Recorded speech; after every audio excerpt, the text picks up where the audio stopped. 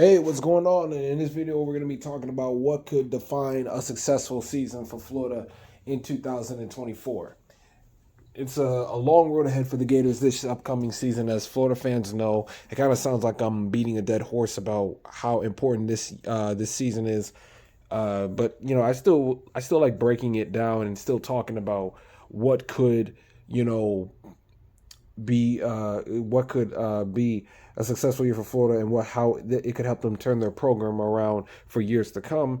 And I know it's still in late August, but first game of the season, excuse me, against Miami is still not that far away. We're coming close on just a little bit less than 3 months, so it's never a bad time to talk about it. So, how did we get here?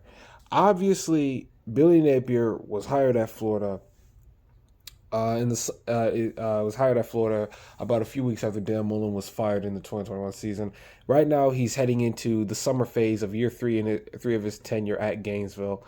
And when he was hired, of course, it wasn't a secret about the tough task he had in front of him. It was the rebuild of a national brand that is the Florida Gators in the SEC. I know Florida's been bad for a long time, but they are still a national brand in the SEC. Just like how other programs have been bad in college football for a long time, but they're still considered a national brand in among college football pundits and passionate fans. Miami, Nebraska, USC's fallen off. Stanford has kind of they're a national brand as well. They've fallen off a little bit. There's just Florida's an example of many teams that fell off after being a big name in college football for a long point in time. Florida, obviously, with the record that they had with Steve Spurrier in the '90s and winning a couple national titles under Urban Meyer. So Florida is a national brand in the world of college football. A lot of issues have been plagued this program, both on the field, in recruiting, and the infrastructure of the football program. These are issues that were developed by the neglect of Dan Mullen and the underdelivery of athletic director Scott Strickland. Not to mention the complete landscape of the sport that is college football has completely changed. NIL, the liberation of the transfer portal, conference realignment, and the surgence of coach poaching, where we've always seen coaches leave programs to join other opportunities that they would get for their performance. But this seems like this year, more big name programs are poaching off of each other than ever before. It used to be just you work your way up in the FCS through the group of five programs, and then you become the big Power Five, coach. But nowadays, it seems like more big name institutions are poaching off of each other than ever before. LSU did it with Notre Dame and Brian Kelly.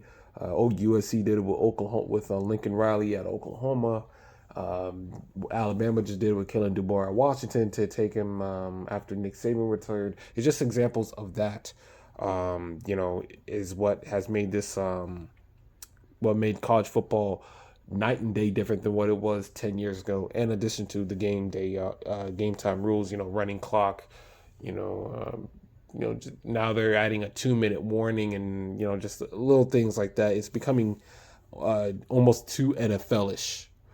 But that's another topic for another day. So anyways, Billy Napier's heading into summer phase of his third year in his tenure at Florida. Like I said before, his first two trials, meaning his first two seasons, have not produced well.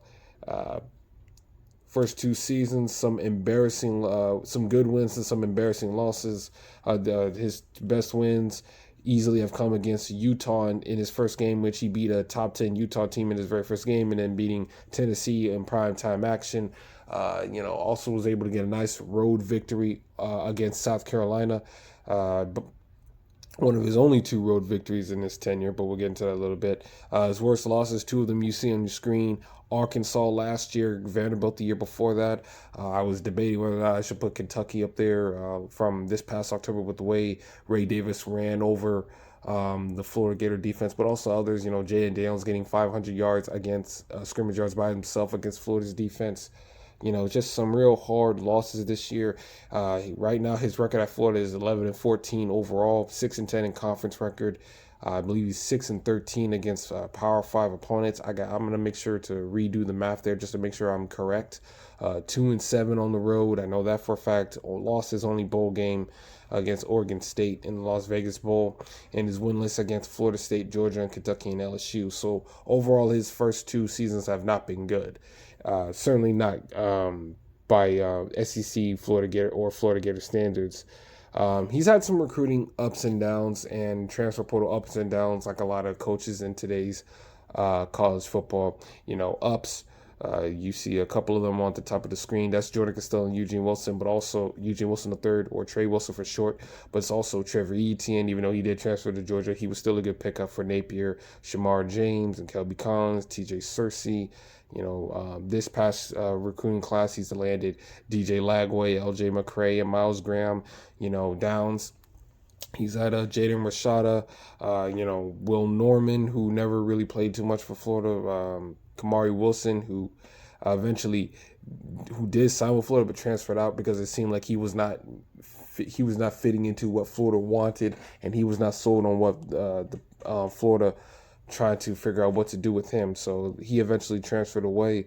But also other losses in the recruiting. Francis Mari Noah, Sansom Okunlola, Ardarius Hayes, Xavier Filsamy, Amaris Williams. These were all big name targets that Napier was chasing after. Some cases he was able to land them, and then they eventually flipped to other places as well. In the transfer portal, he's had more good than bad.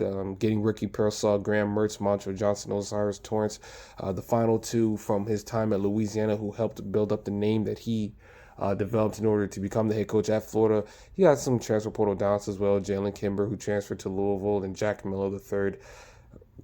Just not really a good pickup for Napier in the transfer portal at all. But I would say I made a video about this. He's done a pretty good job of building the talent at Florida. Now, obviously, I'm not going to sugarcoat this. We all know he has a tough season coming up. As you see on the screen, Miami, then Samford, Texas A&M, Mississippi State, UCF, Tennessee, Kentucky, Georgia, Texas, LSU, Ole Miss, at Florida State. The first 7 games are not necessarily easy, but it's not like overwhelming. It's the final 5 games that make you like, whoa, oh my God, can you get at least 1 victory, maybe 2 in that stretch? And some of the best teams in college football would not go that 5-game stretch and not get at least 1 loss. Ohio State would get at least 1 loss. Michigan would get at least 1 loss. If you took another good team that's in college football today, Oregon would go through those 5 games and get at least 1 loss. It's just, and the fact that they're back to back to back to back, there's not a mental or emotional, psychological layoff in between. All these games is going to take a lot out of the school, out of the players, in order to be successful and to compete well. And, it's just a very tough schedule. But there are some things here that's going to help him heading into this season. One is the defensive staff hires, Jared Chapman, Will Harris, Ron Roberts, the hires right here. And Florida really needs the defense to come alive this year if they want to improve off of their win total. In 2023, they were 69th in total defense, 79th in scoring, 75th in scoring defense, 79th in rushing defense, 108th in defensive passing efficiency, and they were 70th in passing defense, and they were terrible in takeaways. So Florida really needs to get that defense together, because the offense wasn't necessarily bad, but it wasn't good enough by today's college football standards in order to compete at a level that you want to compete at. And while I do think the offense wasn't necessarily bad, it certainly can improve, but the defense really needs to improve. The defense in this entire 2020s decade has been really bad for Florida, and it just seems like no matter who they hire as defensive coordinator or what the hires that they make on the defensive side of the ball, they just seemingly can't get it together. The defense, I'm not saying is going to be necessarily top 50 or top 40, but they really need some serious improvement. And then you get returning players. Now, This is just four that I chose to highlight, but Florida has 13 returning starters on both offense and defense last year. Graham Mertz is returning to Florida to start for them. You have Montrell Johnson Jr., who's returning. You have Arliss Barningham, who seemingly has solidified himself as the number one tight end. You have Shamar James, who was their best player on defense last year. His injury kind of helped what sparked the bad stretch of play that the defense had towards the end of the season.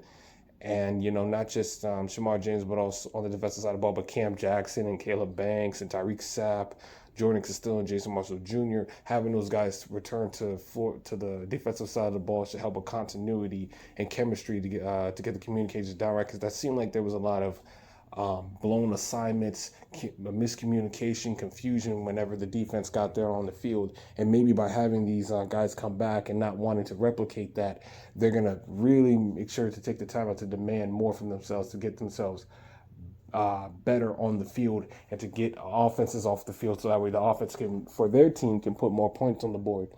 And returning players, I don't think the fact that Florida has 13 returning players from on both offense and defense combined, I don't think it gets talked about enough, because we've seen plenty of teams, get better by having returning players, but making little tweaks and changes to the coaching staff. If you look at the Missouri Tigers last year, they had over a dozen players returning from both offense and defense, but they hired a new offense coordinator in Kirby Moore, and their offense took off. The defense was just as good as it was last year, and Missouri was by far the surprise team of the SEC in winning, I think it was 10 or 11 games last year. So you see teams with a lot of returning talent and tweaks in the coaching staff, and they get better. So I think this is a big advantage that not a lot of pundits that are covering Florida or even talking about Florida that cover the sport of college football in general are talking about enough. That's one advantage that I was talking about with Florida, is that they have so many guys returning. But another thing that's a big advantage for them is the swamp. And 5 of Florida's first 7 games are at home, and they're going to be at home for their first 3 games: Miami, Samford, Texas A&M. And in the final 5-game stretch, that tough 5-game stretch, 2 of their games are home back-to-back against Ole Miss and LSU. And it's very important to have the home field advantage when you're going up against big opponents, because, especially for Ole Miss, because that's not really a familiar opponent. They don't play each other Florida and Ole Miss don't play each other that much in modern football. And Ole Miss has not visited Florida in 2015. So that was a long time ago. Different players, different coaches, different cultures for the Rebels. So that could be a big impact for the Florida Gator teams this upcoming year. I think another advantage that is in Florida's favor is that while Billy Napier has had some big misses in recruiting, you could look at Florida's schedule and argue that they have a talent advantage over about almost half of their opponents. 5 in particular. Samford is the obvious one. UCF is an obvious one. Kentucky is an obvious one. Mississippi State, I would say, is also obvious, and Florida State. With Florida State, they lost so much talent from the transfer portal and from the NFL draft this past season. It's just hard to believe that they're going to be as explosive and as dynamic as a football team as they were last year. I think running the ball, they'll be okay. But DJ Uyunglele is not the quarterback that Jordan Travis was, and he did not have an impressive spring game performance, even by the accounts of FSU fans. So you're not going to get the same issues with DJ Uyunglele as you did with Jordan Travis in 2022. And, FSU just lost way too much talent. Samford is an FCS school, and they just don't have the budget to recruit the way Florida does, and they just don't have the resources that Florida does. Same thing with UCF and Mississippi State. Jeff Libby, first-year head coach, is at a very talent-deprived Mississippi State school. I'm not saying that hire is not going to work out for the Bulldogs, but they need to give him some time, because he's missing on a lot of players, and they don't have Will Rogers this year. He transferred to Washington to be with Jed Fish. It's just there's just no reason for Florida to not win that game. But I'm going all over the place a little bit. The point is, talent advantage, I think, is a big part of why that could be in favor of Florida. So in those 5 games, if they have if they're more talented than an opponent and they could win those 5 games, well then they could certainly win 2 other games the rest of the way against the other teams. And another advantage is that low expectations. If Florida goes 5-7 again, or 6-6, it kind of meets the expectations of what everybody else. But if they were to go 7-5 or even 8-4, everybody would have like the giant, with their eyeballs would grow as big as saucers, and they would be like, "Wow, good year for Florida," which is crazy that a 7-5 or 8-4 win record would be a good year for the Florida Gators. But that's just where Florida's at right now. So those are advantages that I think that are in Florida's favor. Now, what I'm going to talk about is what can help Billy Napier's case to return to Florida in 2025. Well, I think what would help his case is obviously DJ Lagway, because DJ Lagway is the crown jewel of their past recruiting class, right? Florida's really betting on him big in 2025, and if Billy Napier is not there in 2025, does he transfer out? Because he's there because he bought into what Billy Napier was selling to him in his recruitment pitch. So to have Lagway there, that's a massive sign of hope for both the program and for Napier, and it's going to be a big reason, or at least a big factor into Florida making their decision with regarding to Billy Napier. Billy Napier's buyout as well is pretty massive. $25.67 million this year. If he is fired after this season, 19.38, and Florida's coming off of the big payout for Dan Mullen's leave, so they don't necessarily want to have to keep doing that. What would help his case is a massive recruiting class. Napier at one point had last year's recruiting class in the top 3, but guys like Xavier Filsaime, Ardarius Hayes, Amaris Williams, Jamonte Waller, and Wardell Mack, and other guys have left due to Florida's performance this past season, and they went to teams like Texas and Miami and Auburn, and they would also flip to Wardell Mack. I believe he flipped to Texas as well. I was thinking LSU for some reason. So if he could finally bring in a top 10 class and finish strong, I think that would help his case as well. I think but the problem is that you don't have the option of selling him, hey, we're building, we're rebuilding, we're building for the future. Right now, with so much speculation about whether or not he's going to be the head coach next year, it's going to be real tough for him to sell the vision, of Florida under his watch to recruits. But so far, it seems like even with the players that he's got in the transfer portal, the former USC interior offensive lineman Jason Zandamela and Carmine McLean and Elijah Badger from Arizona State, it seems like he hasn't had a problem doing so.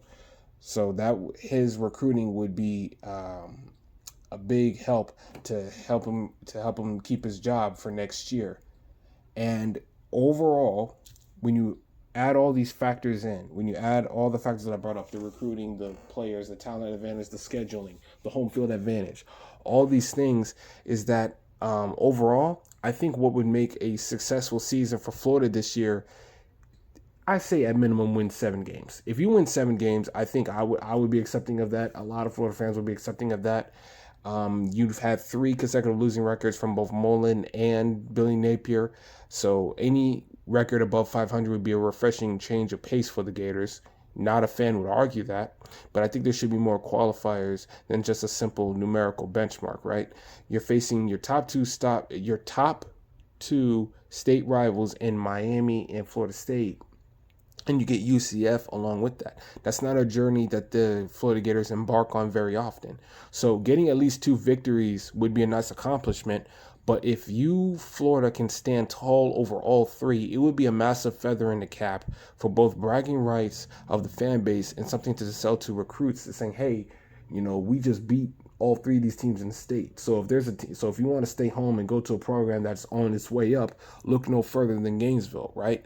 So that would do very, very, very, very good wonders for them to beat at least 2, but to beat all 3 would be absolutely amazing. What would also help Napier is that he needs to show that he can win more consistently on the road. Because if you look at his two road victories, it was 2022 against Texas A&M when Texas A&M had like 20 something players out due to injury or illness. So it was a short man Texas A&M team. Plus, it was not a good Texas A&M team under Jimbo Fisher, because Appalachian State, a Group of Five school, went in there and beat them earlier in the year, and it was just Texas A&M was just a massive disappointing team last year. And then his other victory on the road was a little bit better, going up against South Carolina, and William Bryce Stadium is a very tough place to play. It's one of the toughest venues to play at as a road opponent in the SEC. But at the end of the day, South Carolina was only 4-8 or 5-7 last year, so they weren't really that good of a team. It was just a tough place to play at, even for Florida. So it was still a nice, victory, but it's not something that you can necessarily cut the cake about, so to speak. I don't even know if that's the right saying, but that's just what I'm going with.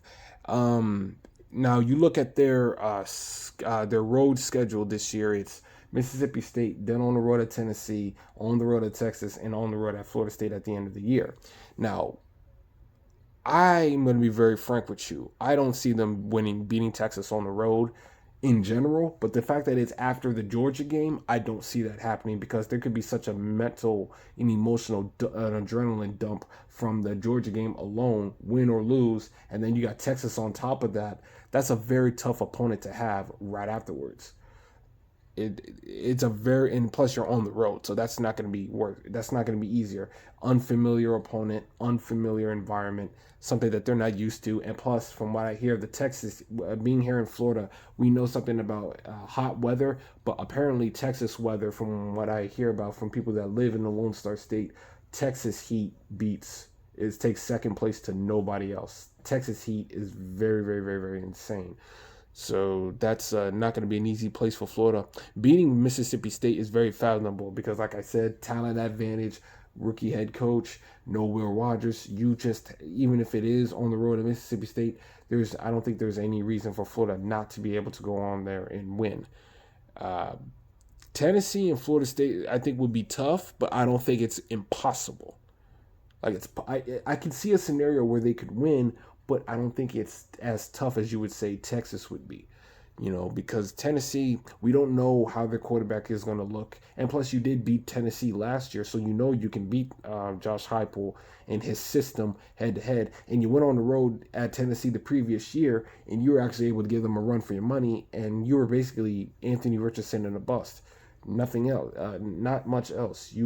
Florida was really carried by Anthony Richardson in that game to stay as close as they did. And you beat them last year. And like I said, with Florida State, they lost just way too much talent. They just lost a lot of talent. They're not going to be as tough. I don't think they'll be as tough as they've been the last couple of years. And even in those situations, you were able to go toe to toe with them in each time. Bad play calling by Bill Napier and critical mistakes just prevented Florida from securing the victory. So, like I said, tough but not impossible. Winning at least half of your SEC games for the first time since 2020 would be an additional high. Billy Napier back-to-back 3-5 conference win records. 2021 Florida in the last year under Dan Mullen was 3-5 in conference play. So they have not won at least 4 conference games in the season since 2020 in the COVID year. They really should get at least half of their victories in SEC play this year. Mississippi State would be nice. Kentucky, beating them for the first time would be pretty damn good. Tennessee, you beat them last year, so why can't you? So there's a chance you could beat them again. I would say if there was another one, maybe LSU, because there's no Jaden Daniels. So you're not going to have a quarterback in Garrett Nussmeier that's going to run around as crazy as Jaden Daniels did. And plus, LSU's defense was really, really, really bad last year. Can you really expect them to take a massive jump up? Maybe some improvement, but not a massive jump. That defense was so bad that it's probably going to take a couple of years for their defense to get back to where they used to be, because you're just not used to seeing bad LSU defenses. And you do get them at home this year instead of them being on the road at Death Valley.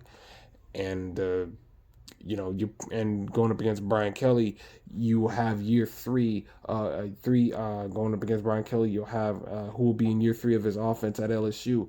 That's a lot of information for you to know how to attack and know how to improve off of what you did the last two times that you faced them. And plus, you're going to be facing the exact same opponents for 2025. The only difference is that the location, as the home conference games this year will be road games next year, and the road games in conference play this year will be home games next year. So that's really about it. And last but not least, a bowl win for Billy Napier, I think would do pretty good. He hasn't had a bowl victory yet. Um, I mean, us Florida fans can say what we want about the three previous coaches that were fired ahead of him, but by this point, they already had at least one bowl victory. Muschamp got his first bowl win in his first year at Florida. McElwain got it in his second year. Dan Mullen won his first two bowl games, which were New Year's Six bowls in his times at Florida. So getting a bowl win for Billy Napier would be pretty nice. Uh, you know, I don't remember the last head coach that has needed 3 years to get a bowl victory at Florida, but that's the situation that Billy Napier is in right now. So overall, this is what I think a successful season for Florida would be: 7 wins or better, going at least 2-1 against Miami, UCF, and Florida State, getting 2 road victories. I would say Mississippi State would be likely, and then hopefully maybe Tennessee or Florida State. Who knows? Maybe he beats both of them, regardless of how he plays at Mississippi State. And winning 4 SEC games for the first time in quite a while is something that Florida fans would absolutely love. So that's really about it. 7 wins or better for Billy Napier in 2024.